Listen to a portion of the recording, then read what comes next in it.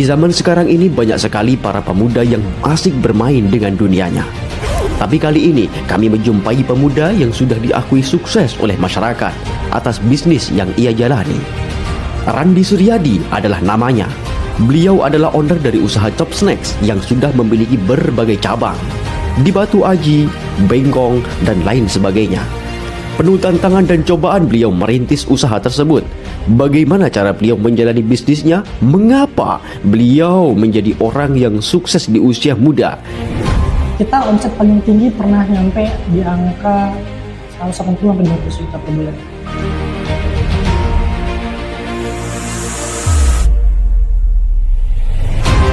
Kali ini kita akan bertanya-tanya, akan mewawancari beliau supaya kita mempunyai ilmunya sehingga kita juga bisa menjadi pemuda yang berkualitas. Assalamualaikum warahmatullahi wabarakatuh. Bagaimana kabarnya para pemirsa? Mudah-mudahan kabarnya baik-baik saja. Saya atas nama Zainal Arafi, ini rekan saya Panji Wahyudi, dan ada rekan-rekan kami di balik layar yang juga berantusias dalam video ini.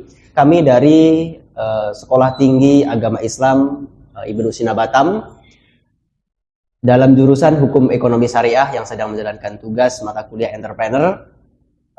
Kami di sini bersama beliau Bang Randi. Gimana kabarnya Bang? Alhamdulillah baik. Alhamdulillah baik-baik saja. Jadi gini teman-teman, Bang Randi ini adalah pemuda yang sudah memiliki bisnis yang sudah diakui sukses oleh masyarakat. Beliau ini memiliki bisnis Chop Snack Bang ya. Betul. Yang sudah memiliki berbagai cabang teman-teman. Ada yang di Batu Aji, Bengkong, dan lain sebagainya. Nah, kita akan sedikit berbincang-bincang nih teman-teman dengan Bang Randi. Barangkali dengan adanya perbincangan kami nantinya ada teman-teman yang sedang menjalani bisnis yang serupa. Ya, namanya bisnis pasti akan dilanda oleh ujian dan cobaan. Barangkali dengan adanya perbincangan kami ke depan, teman-teman akan termotivasi, akan menambah energi kesemangatan untuk menjalankan bisnisnya. Baiklah, tanpa kita basa-basi nih, langsung saja kita akan bertanya-tanya kepada beliau tentang bisnisnya. Tak kenal maka tak sayang, alangkah baiknya Bang Randi ini untuk mengenalkan lebih detail lah tentang dirinya pribadi. Silakan. Assalamualaikum warahmatullahi wabarakatuh. Waalaikumsalam. Terima kasih kepada teman-teman yang sudah mengundang saya sebagai pembicara di sini. Izinkan saya memperkenalkan diri. Nama saya Randi Suryadi. Saya selaku founder Chop Snacks, yaitu salah satu brand makanan berkonsep Korea. Gitu. Kita menggunakan produk-produk Korea sebagai salah satu produk kita untuk melakukan usaha tersebut. Gitu. Terus untuk moto hidupnya Abang gimana sih? Untuk moto hidup sendiri ya, setiap orang kan pasti punya beda-beda. Iya, benar. Kalau saya sih selama melakukan jadi pengusaha, prinsip saya selaku pengusaha adalah jika pilihannya dua,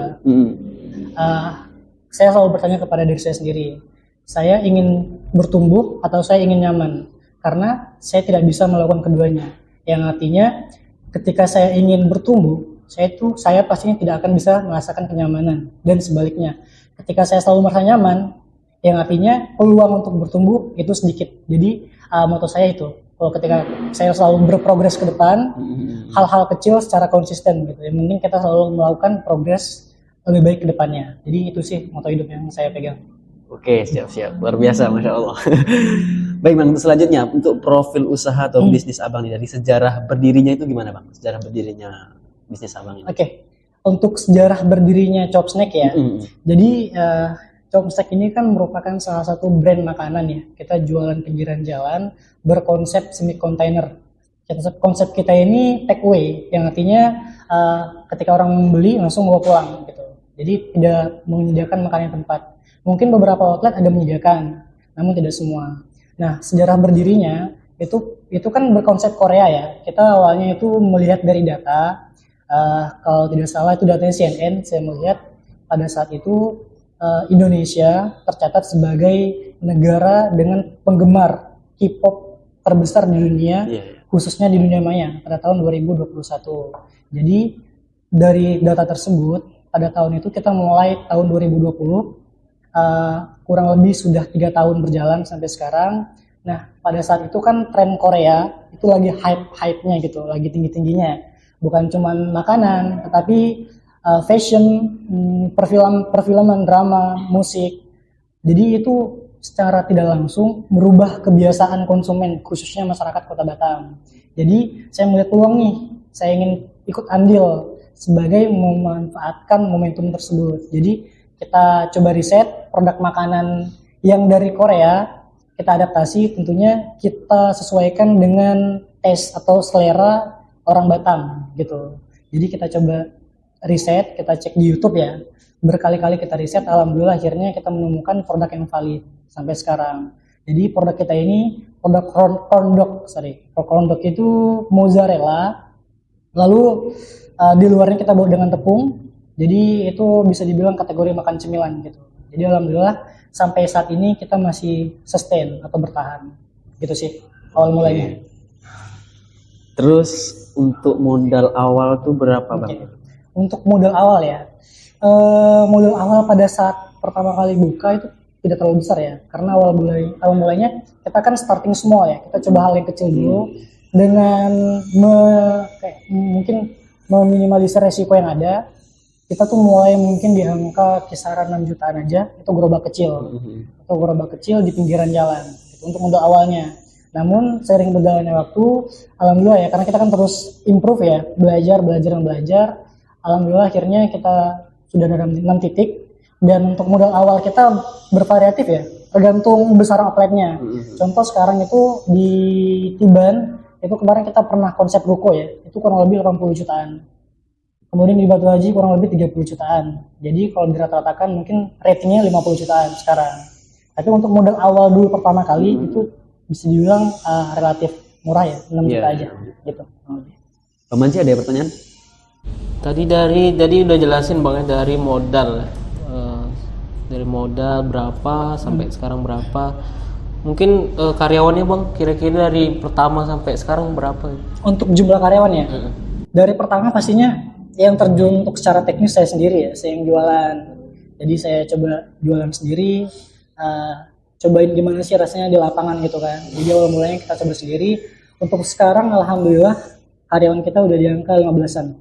Itu udah include orang operasional sama manajer outlet dan manajer area gitu. Jadi masing-masing ada job desk-nya masing-masing. Ada yang bagian teknis jualan, ada yang bagian untuk distribusi barangnya, ada yang bagian untuk monitoring gitu. Jadi kalau ditotalkan semuanya itu ada 15 sekarang. 15. Tadi kan dari karyawan udah tahu kita ada berapa gitu sampai sekarang gitu, dan gimana perkembangannya produknya sekarang? Untuk perkembangannya ya, alhamdulillah kita kan dari awal mulai berdiri sampai sekarang kita kan terus berinovasi ya. Tentunya untuk produk dari awal kita mulai sampai sekarang kita sudah menambah beberapa produk baru ya, varian. Karena kan namanya makanan, itu kan kita butuh namanya inovasi. Nggak cuma dari produk, pelayanan, dan hal lainnya gitu. Jadi untuk produk sekarang kita sudah bervariatif. Dulu awalnya perkembangan produk awal itu hanya di corn dog, ya, mozzarella sosis. Untuk sekarang kita sudah merambah ke produk-produk tambahan lainnya yang berkonsep Korea. Itu mungkin seperti tteokbokki, raboki, ramyun, mandu juga ada. Jadi hal itu yang kita coba terus progreskan untuk bisa dibilang, karena kita kan melihat market ya, kebiasaan market, terus mungkin selera market yang tidak melulu itu aja produknya. Jadi kita untuk bertahan kita selalu melakukan inovasi dari segi produk. Lalu dari segi perkembangan outlet juga, kita bagaimana caranya untuk mendevelop outlet ini, gimana caranya konsumen itu mudah untuk berbelanja gitu. Jadi mereka dari pelayanannya, kebersihannya, kenyamanannya, terutama tempat parkir itu kita coba untuk bisa dibilang maintain lah. Jadi perkembangannya alhamdulillah kita selalu berprogres sampai saat ini. Dari segi produk, pelayanan, bahkan sekarang kita sudah fokusnya ke arah mentoring SDM ya. Kan kita kan sini sudah ada alhamdulillah 6 titik, 6 cabang. Yang artinya tugas terberat kita bagaimana caranya kita menjaga kualitas produk tersebut. Karena kan setiap cabang itu bisa dibilang kan ada mungkin beberapa hal yang berbeda gitu kan. Benar. Karena kita kan setiap cabang tuh lumayan jauh ya jaraknya. Di Bengkong, terus di Batu Haji, di Tiawan, Tiban. Jadi kita sekarang fokus bagaimana caranya SDM atau karyawan ini menjaga kualitas. Jadi kita sudah menerapkan beberapa SOP gitu. Jadi kita masing-masing menerapkan beberapa SOP, standar operational prosedur. Sehingga karyawan tersebut tahu nih apa yang dia lakukan ketika mereka awal datang, preparation, sampai mereka tutup atau closing. Jadi kita sekarang lebih fokusnya ke pengembangan karyawan. Seperti itu, untuk menjaga kualitas. Abang ini kapan mulai meraih keuntungan bang? Atau udah dari awal itu sudah mulai untung atau ada uji cobanya? Gitu? Oke, kalau bicara keuntungan profit ya, setiap usaha kan pasti tujuannya profit, keuntungan ya pastinya. Kalau ditanya mulainya kapan, itu saya mungkin ketika kembali ke produk kita lagi ya. Awal mula itu saya meraih keuntungan kurang lebih kalau bisa dibilang kan break even point ya, atau balik modalnya, atau bisa dibilang ROI-nya itu kita kurang lebih 2 bulanan sudah meraih keuntungan karena modal kita yang terjangkau 6 juta aja. Pada saat itu juga kompetitor atau pemain dari yang jualan cornbread ini belum terlalu banyak sehingga kita bisa jadi dibilang sekarang top of mind nih bagi konsumen masyarakat Kota Batam. Jadi kalau bicara keuntungan untuk pertama kali meraih keuntungan itu mungkin kurang lebih 2 bulan berjalan dengan operasional yang masih cukup murah pada saat itu, seperti itu. Menurut pandangan abang nih, kunci sukses atau buat kami lah, motivasi kami nih yang lagi jadi mahasiswa nih, kunci sukses menurut abang itu apa?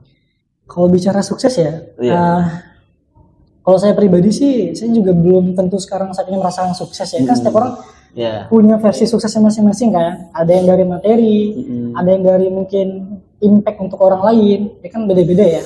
Jadi kalau saya sendiri sih bisa dibilang terus belajar, terus berusaha gitu. Intinya sama seperti moto yang saya terapkan tadi. Saya bagaimana caranya selalu bertumbuh, yang artinya selalu ada progres nih dari hari sebelumnya, walaupun hal-hal kecil gitu. Jadi bagaimana caranya saya tetap terus action yang paling penting. Karena kalau konsep saya yang saya pegang, action itu bisa dibilang persentasenya 99%, planning hanya 1%. Jadi sehingga karena action kita yang lebih banyak persentasenya, itu yang membuat kita melakukan sesuatu. Jadi kita doing something, melakukan sesuatu, ketika ada kesalahan, kita belajar dari kesalahan tersebut, kita progress gitu, baru kita buat planning ulang. Kebanyakan teman-teman kan mereka kebanyakan planning nih, apalagi kita masih muda ya, kebanyakan mereka planning. Kebanyakan planning, sehingga mereka takut nih untuk melangkah, atau mungkin bisa dibilang mencoba hal baru, atau mengambil resiko. Jadi sehingga itulah yang membuat mereka tidak mencoba. Ada yang sudah mencoba, tapi ketika mereka tidak belajar menghargai proses, ya itu mungkin mereka down dan mereka mungkin tidak mencoba lagi. Jadi kalau dibicarakan kunci sukses itu kan beda-beda.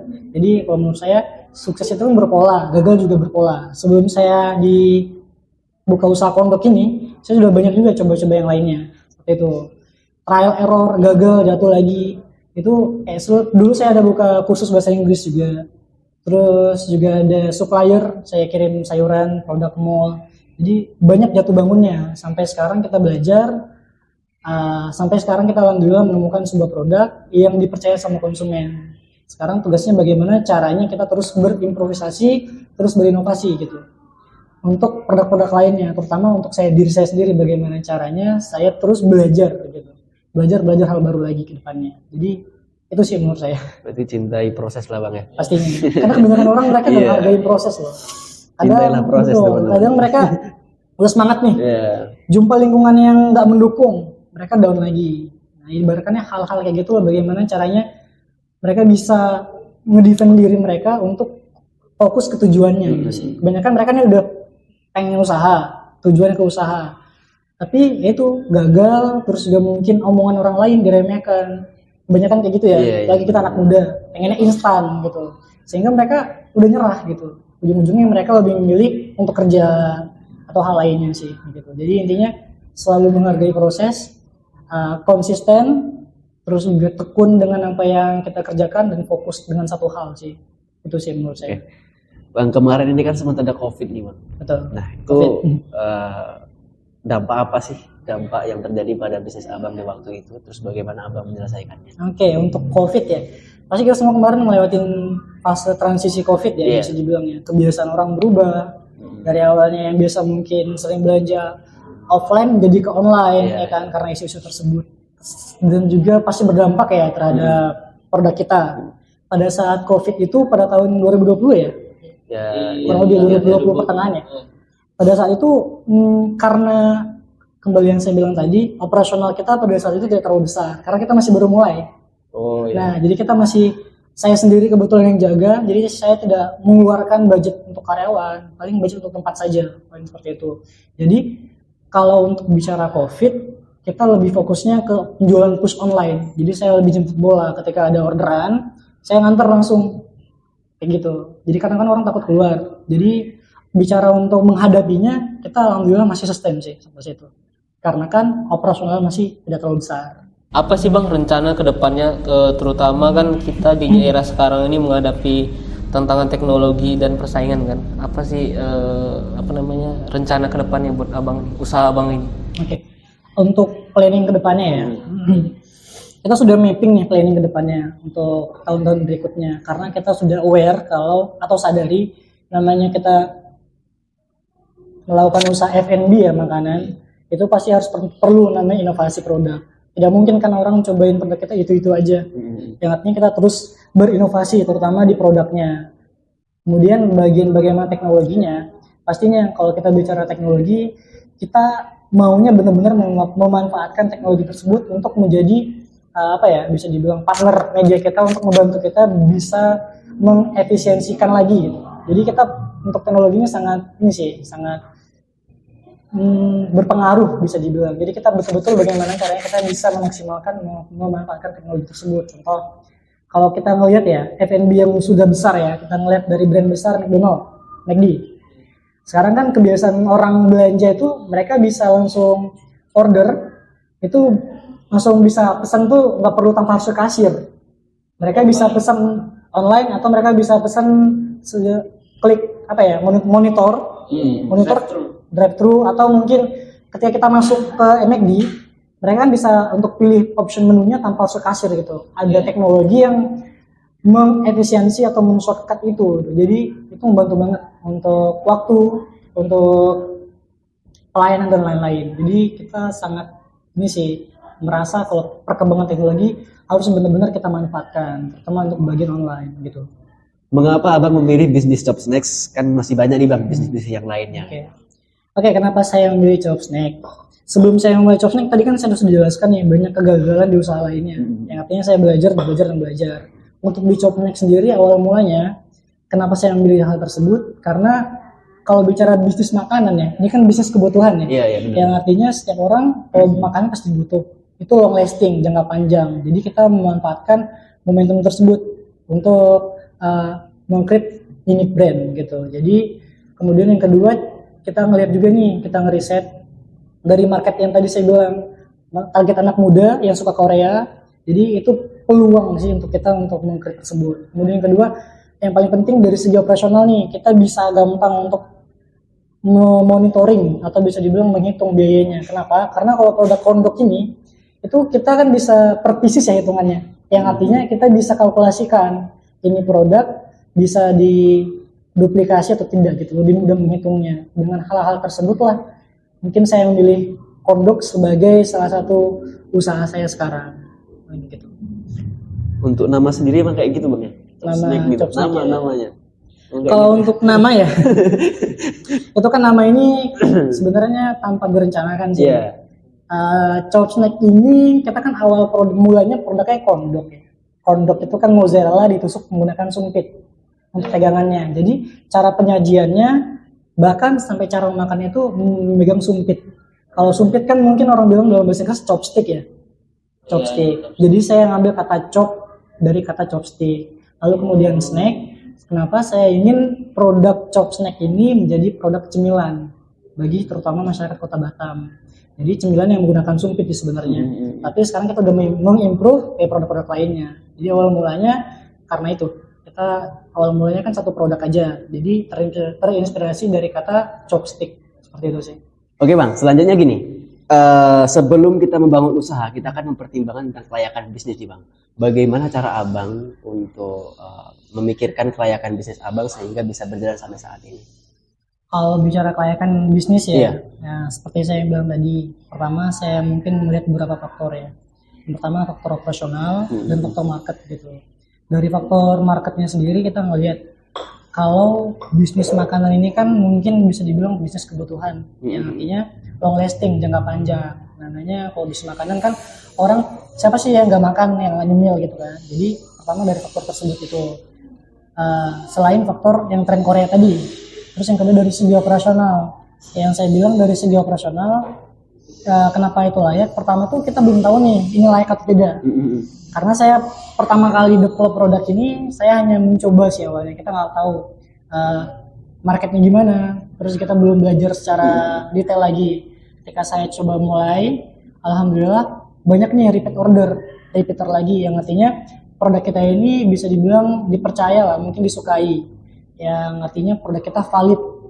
Jadi itu yang membuat kepercayaan diri, sehingga ini produk atau ini brand mungkin bisa prospek ke depannya. Jadi bicara kelayakannya, kita ngeliat dari segi itu tadi, sustainable-nya, dari bahan baku. Kita ngeliat lagi bahan baku yang saya pakai ini terbuangnya berapa banyak. Karena kan setiap usaha kan, apalagi makanan pasti ada yang terbuang kan, ya kan? Karena brand kita ini kita lebih menjaga kualitas. Kita kan pakai adonan ini kita selalu fresh, yang artinya kita setiap hari kita selalu ngadon. Ketika bersisa itu kita tidak pakai lagi besoknya, tetapi masih bagus kalau untuk dikonsumsi jadi roti, besoknya taruh di kulkas kan. Tapi kita lebih memilih menjaga kualitas untuk selalu mengadon tiap barunya. Jadi untuk dari chop snack ini, terutama corn dog, dari bahan terbuangnya atau bahan wastingnya itu tidak terlalu banyak, bahkan bisa dihitung. Kemudian yang kedua, dari modal menghitung bahan bakunya. Kebanyakan kita kan pelaku usaha mulai pelaku usaha, kita belum ngerti nih gimana caranya menentukan harga jual produk, ya kan? Sehingga kita kadang main asal jual aja, sehingga kita tidak menghitung nih ada namanya cost atau biaya, baik itu biaya operasional, sewa, atau biaya karyawan dan biaya tidak terduga lainnya.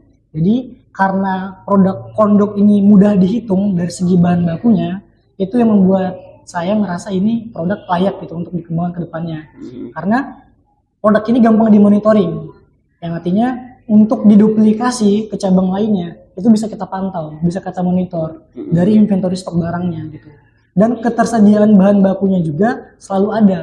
Karena beda kan kalau misalnya kita jualan sambal penyetan gitu misalnya, itu kan fluktuatif tuh. Kadang ketika harga cabai naik mahal banget, kadang belum namanya cabai itu langka, ya kan. Kalau produk yang kita pakai, alhamdulillah kita ada supplier yang selalu mensupport kita gitu, jadi selalu menjaga kualitas ketahanan produk kita. Jadi harga bahan baku kita itu bisa dibilang sustain, stabil, tidak terlalu mahal, tidak terlalu fluktuatif. Jadi hal tersebut nih jadi indikator atau faktor pertimbangan untuk kita bahwa kelayakan ini brand atau usaha ini cukup prospek untuk kedepannya. Yang jelas kita terus tetap berinovasi untuk menjaga mungkin bisa dibilang seperti agar market tidak bosan gitu sih. Mungkin dari usaha yang Abang jalanin Chop Snack ini, ada nggak sih Bang usaha yang lain gitu yang Abang jalanin saat ini? Pribadi. Iya. Alhamdulillah sekarang saat ini saya full usaha ya. Untuk usaha lainnya saya juga ada, alhamdulillah. Sebelum Chop Snack ini saya ada usaha antar sayur. Antar sayur ini sayur online. Ketika itu kan Covid juga ya. Behavior orang atau mungkin kebiasaan orang berubah jadi online. Jadi dari situ saya juga melihat peluang untuk mengambil peluang lah untuk meng-create ini usaha. Jadi antar sayur ini kita meng-create website, kita menjual website secara online, kita mungkin media promosi Instagram, Facebook dan lain-lain. Tetapi kita membantu UMKM atau pedagang lokal di pasar tradisional. Jadi ketika ada orderan, kita mengambil ulang itu pedagang kecil di pasar-pasar, sehingga mereka terbantu. Karena kebanyakan kan sekarang namanya teknologi makin berkembang. Juga banyak nih, terutama sayuran, mereka tuh kebanyakan pasar modern ya sekarang ya. Semuanya online atau mungkin supermarket besar, sehingga pelaku usaha pasar tradisional ini bisa dibilang kehilangan kesempatan untuk dapat bersaing. Jadi saya mencoba untuk meng-create atau develop produk atau brand antar sayur ini bisa dibilang untuk membantu UMKM pedagang lokal. Jadi kita ngambil di pasar terdekat seperti ikan, sayur dan lainnya, lalu kita packing rapi, kita packing dengan kualitas yang bagus, kemudian kita distribusikan atau kita antar ke perumahan-perumahan yang terdekat, atau bahkan kita bisa marketnya seluruh Batam. Jadi banyak akses yang bisa dibilang cukup terbantu lah, baik dari pedagang pasarnya, kurirnya, tim packing dan lain-lain. Jadi usaha yang saya dalamin selain Chop Snack antar sayur. Kemudian saya juga ada usaha kecil-kecilan, supplier. Saya supplier ke sebuah brand makanan di mall, di Grand Mall. Itu saya masukin sayurannya. Jadi mereka kan butuh namanya tuh supplier ya untuk selalu memenuhi kebutuhan bahan-bahan mereka, terutama di sayuran. Jadi saya juga ada beberapa restoran saya masukin ke sana seperti itu. Dari pagi saya kegiatan itu, lalu dari siang sampai malam saya full time di Chop Snack. Bang, sekarang ini kan banyak sekali kuliner yang sejenis dengan Chop Snack nih, Bang. Tentunya akan menjadi sebuah persaingan ke depan, pasti kan. Terus apa ya? Bagaimana sih tanggapan Abang tentang persaingan tersebut? Oke. Kalau kita sih melihatnya bukan persaingan ya. Justru kita dengan adanya kebanyakan orang yang meniru model bisnis atau produk yang sama. Saya menilainya lebih ke market ini lebih aware, yang artinya produk kita ini makin terkenal banyak nih. Karena untuk awal mula kan namanya produk-produk ini butuh edukasi, karena kan nggak semua orang tahu. Jadi saya ada belajar mengkategorikan 3 produk. Yang pertama produk tren, produk habit, sama produk culture. Jadi awal mula produk ini kan produk tren ya, tren-trenan, yang artinya cepat naiknya, cepat turunnya.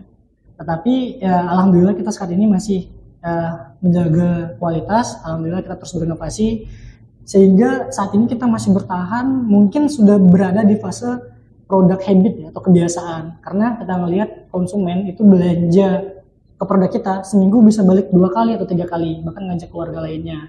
Nah, melihat persaingan yang seperti itu, kita ambil contoh dulu, kita mungkin buka di Batu Aji ya kemarin, tahun lalu kita buka di Batu Aji, itu paling kompetitornya cuma 2 atau 3 aja.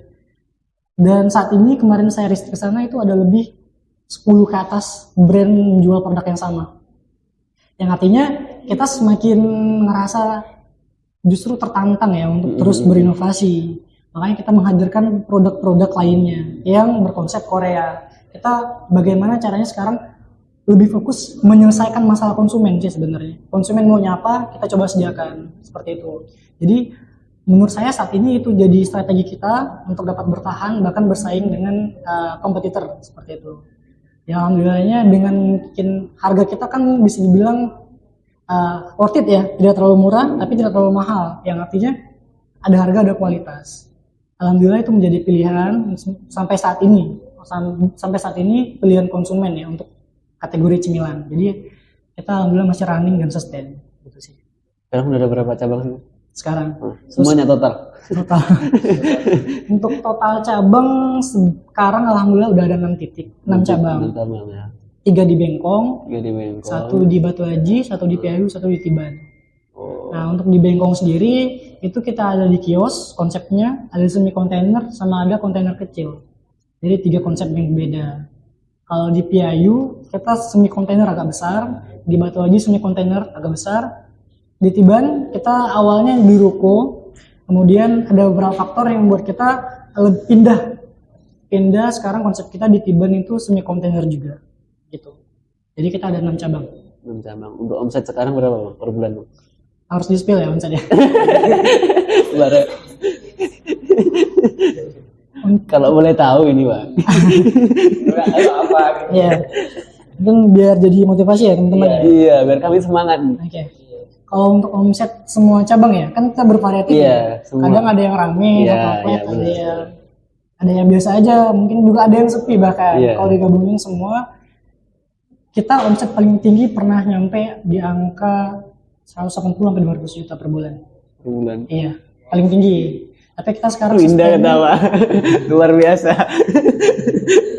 Cuman digarisbawahi itu omset ya, bukan profit. Iya, benar. Sehingga kalau dirata-ratakan mungkin sekarang kita sustainnya di angka 140 sampai 160 kayaknya sebulan. Gitu sih. Ada nggak Bang motivasi buat kita nih anak muda yang masih menjadi mahasiswa, mencari jati diri gitu. Iya, benar. Untuk menjadi pelaku usaha, ada nggak Bang motivasinya nih Bang? Oke. Kalau bicara motivasi ya untuk teman-teman pelaku usaha, terutama kita nih masih muda. Justru kalau menurut sudut pandang saya ya, karena kita masih muda, harusnya kita bisa lebih eksplor sesuatu tuh dengan gampang. Yang artinya kita belum ada beban. Kita bisa ngambil resiko, kita bisa ngambil keputusan, kita masih bisa mencoba hal baru. Yang artinya kita harus mencoba dulu kan. Kebanyakan itu saya bilang tadi, kebanyakan anak muda, mereka mau sesuatu yang sempurna di awal. Sehingga ketika mereka udah running suatu usaha atau mulai usaha, mereka tidak siap nih dengan realita di lapangan. karena mereka sudah berekspektasi dengan tinggi duluan gitu. Jadi kalau menurut saya yang paling penting kita mulai dari hal yang kecil. Kita harus selaku anak muda yang paling penting tuh hal kecil tapi mimpi kita besar. Jadi dari hal kecil itu yang membentuk kita kan, seperti itu. Jangan pernah menyerah, fokus dengan apa yang kita kerjakan. Kebanyakan anak muda mereka ikut temennya, mereka ikut usaha, ikut-ikutan, mereka kuliah ikut-ikutan. Sebenarnya untuk sukses kan gak harus jadi pengusaha ya, banyak ya, orang kerja pun bisa sukses. Orang usaha bisa sukses. Cuman ya membedakan fokusnya, ketekunannya ya kan. Kebanyakan kita tuh ikut pandangan saya ya, banyak anak muda sekarang mereka ikut-ikut pergaulan lingkungan temannya gitu. Nggak salah selama itu positif baik. Tapi yang salah itu ketika lingkungan kita tidak baik, kita masih tidak keluar dari zona tersebut. Jadi kembali lagi, kita tuh harus menimbulkan mindset kalau kita ingin bertumbuh, kita tidak harus nyaman gitu. Karena kalau kita merasa nyaman, kita akan sulit untuk bertumbuh. Jadi kita harus keluar dari zona nyaman, terutama anak muda nih gitu. Kita anak muda ini sebenarnya masih berpeluang besar nih untuk menggerakkan ekonomi di Indonesia pastinya. Kita bisa untuk menciptakan lapangan pekerja baru. Kita bisa membuka pintu lapangan rezeki orang lain. Jadi hal banyak sih yang masih bisa kita eksplor lagi ke depannya. Jadi anak muda jangan berhenti mencoba sih gitu. Dan belajar pastinya. Jangan pernah berhenti untuk Jangan mencoba Dan belajar. Pastinya kayak gitu. Oke teman-teman, mungkin itu sajalah perbincangan kami dengan Bang Randi. Barangkali ada yang termotivasi. Pasti dong, Amin. karena banyak sekali tadi motivasinya ya. Boleh dong follow IG Bang Randi. Boleh saya tampilkan? Boleh? Boleh ya? Oke ya, nanti saya tampilkan lo ya. Follow Silakan IG-nya juga harus wajib ya? Iya, harus follow. Calonnya udah ada bang? Calonnya udah ada belum? Insya Allah. Ya Allah, subhanallah. Mungkin itu saja dari kami. Mohon maaf bila terdapat salah kata atau kata yang kurang nyaman didengar dan sebagainya. Kami akhiri. Wassalamualaikum warahmatullahi wabarakatuh. Terima kasih Bang ya. Oke.